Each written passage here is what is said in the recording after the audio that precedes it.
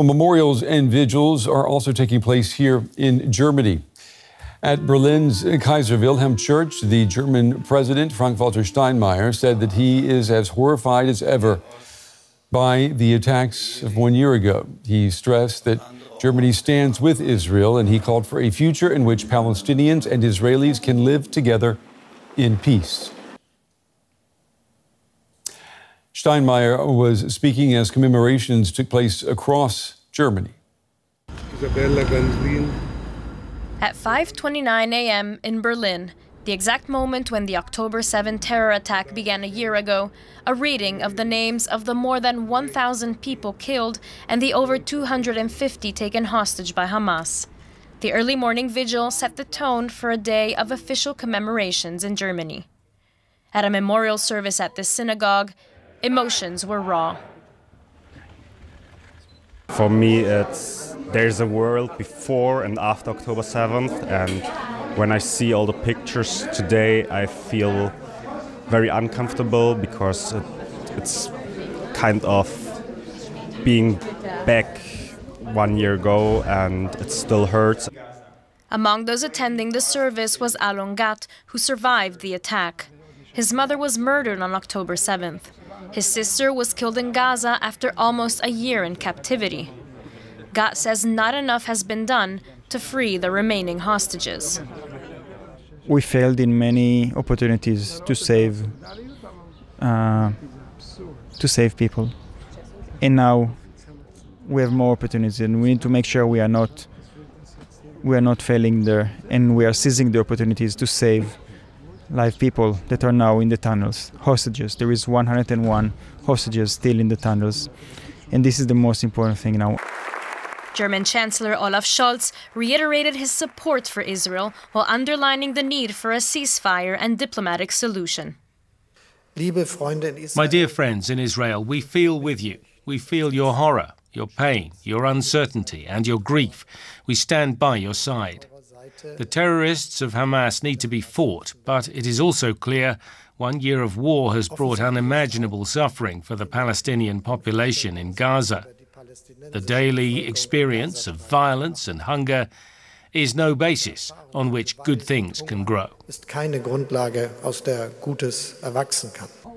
On Sunday, the eve of the anniversary, hundreds rallied in Berlin in support of Israel and the hostages. At the same time, around 3,500 people marched in solidarity with Palestinians in Gaza. More demonstrations are expected in Berlin and across Germany on Monday evening. Well, Germany has a special relationship with Israel because of its historical responsibility for the Holocaust. Here's a look at how those ties have evolved since last October. Germany's chancellor had a script. He couldn't get this wrong. The security of Israel and its citizens is Staatsräson. Scholz was in Israel 10 days after the 7th of October attacks. By Staatsräson, he meant Germany's fundamental pledge to guarantee Israel's security, born out of the country's responsibility for the Holocaust. And his government backed those words with actions. Within weeks, Germany increased its weapons exports to Israel tenfold. Foreign Minister Annalena Baerbock travelled to the region 11 times in 12 months, always stressing Germany's commitment. But then, as Israel's military intervention against Hamas caused a humanitarian disaster in Gaza, German statements began to gain nuance. We cannot stand by and watch Palestinians risk starvation. When the International Court of Justice in The Hague ordered Israel to take measures to prevent war crimes listed in the Genocide Convention, Germany faced a moral conflict: back the court or an Israeli government willing to defy its rulings. The German government has, in a way, looked the other way and not realized how extreme the political landscape in Israel has become. As Benjamin Netanyahu intensified attacks rather than pulling back as the court demanded, there was global outrage and the toughest language from Germany to date. And as a friend of Israel, I want to be frank. This anger is not helping Israel to meet its security needs. To the contrary, It only serves Hamas' cynical drive to provoke further escalation. Israel must exercise its right to self-defense within the framework of international humanitarian law. This new tone sparked concerns that Germany's commitment could be waning. Israel is in the front row against all these terrorists. And I hope we stand there with our friends who understand this. Those friends of Israel, above all Germany and the US, have also been trying to broker a ceasefire, first in Gaza, then in Lebanon. But Netanyahu insisted on a full Hamas surrender. But if they don't, we will fight until we achieve victory, total victory. There is no substitute for it. Hours later, he ordered the airstrike on Beirut that killed the Hezbollah leader Hassan Nasrallah. As the United States increased its military support for Israel, Germany voiced words of alarm. The military logic is one thing, in view of the elimination of Hezbollah terrorists. But the security logic is something else. This risks the destabilization of the whole of Lebanon. And that is by no means in the interest of the security of Israel. In 12 months, Germany has gone from unconditional solidarity with Israel to marking the difference between Israel's national security interests and the interests of the government of Benjamin Netanyahu. A small step in rhetoric, but for some, a giant leap in how Germany fulfills its commitment to Israel. Here in the studio with me, Shani Rosanis, our Middle East analyst. This move that we have seen in the last 12 months here in Germany, a erosion, if you will, of this unconditional solidarity with Israel. How do Israelis feel about that? Well, I think it somewhat plays to the narrative of Israelis feeling misunderstood by the world and unseen. There's a very big concern by Israelis and Jews around the world of anti-Semitism that is rising, something we actually see Germany take very seriously, regardless of its stand on Israel. Yes, there's a feeling that the world does not understand that the fundamental shift in balance of power that happened in the Middle East and the need for Israel to be more aggressive in order to secure its future. The feeling that was that, they expected us to work according to the rules of the old game, but that game is no longer relevant. The old game was shorter wars that lasted only a few weeks, very strong, but also very much cautious about, civilian casualties. Israelis claim to also have taken cautious measures this time, but the result on the ground show that they could have probably been far more cautious. 42,000 Palestinians is a number that is irreconcilable. This is, and I think, this is also the rift growing between Israel and where it stands and the rest of the world in trying to understand, again, we're going back to the same place of what's the Israel long-term strategy. And this is also where you see a lot of the criticism from the world coming. I think maybe there was more willing to accept or understand Israel's action had there been a clear goal that would be, Israel, that would be seem achievable by the world for where Gaza would be at the end of this, where Lebanon would go in the end of this, what Israel sees as its vision for how to maintain itself in this very conflicted environment for the long term.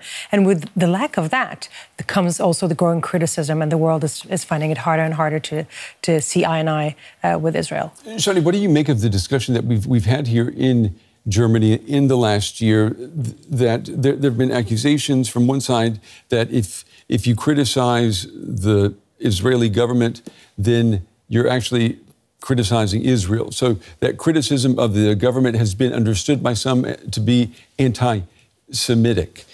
What's your take on that? I mean, there's a big difference, right? Correct. There's a big difference. But a lot of people have been accused of not seeing that difference. Indeed, and also there's always been, also by the left in Israel and the left in the world, also Jews in America that are leaning left have always felt like the Netanyahu government was trying to pair these two together, criticism against the government and criticism against Israel with anti-Semitism, sort of like making Israel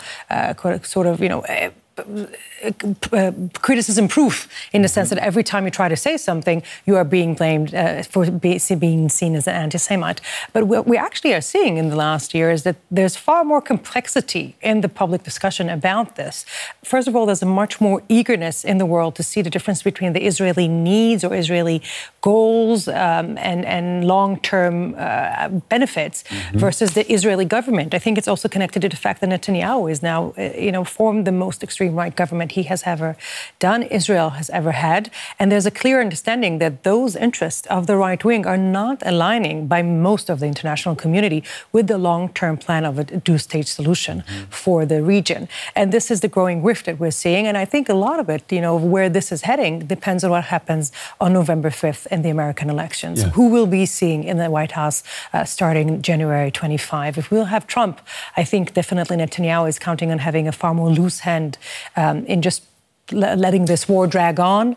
If we'll see the Democrats, if we see Kamala Harris, I think we will be seeing a different, more tough position on that. And as we've seen, if you're talking about Germany, we've seen that the Americans are leading the international arena in that aspect, that when they do set the boundaries, it's easier for others to set those boundaries. When they don't, it's harder. And when it comes to Germany, a lot of it has to do with ammunition and support for Israeli war. Well, it's interesting. If you look at the calendar, you've got the U.S. election coming up next month, and then a year from then, you've got the Israeli election that's on the calendar at least. So it's possible that we're talking about a conflict that could continue to go on and on and on. Israeli allies, such as the U.S. and Germany, they say that without a two-state solution between the Israelis and the Palestinians, that there can be no lasting peace. What kind of long-term solution does the Israeli public want to see? I mean, is there still support for the next-door neighbors being a Palestinian state? Well, I think when we talk about the Israeli public, it's hard to know. It's too many people. But what we're seeing from polls is there's a lot of confusion. There's a lot of understanding that there's a lot of the trust has been broken. Also, many people in the left say, that they all their lives they advocated and worked for a two-state solution. They are no longer sure there's a partner on the other side. That after what they've seen and experienced on October 7th, there's a lot of doubt of how much appetite there is on the Palestinian side. However, at the same time, we see Israelis leaning towards right-wing leaders if they opt out of Netanyahu. But then at the same time, they don't quite know. Any of these leaders have not officially announced they're running, and they don't have a clear platform of what kind of a solution they want.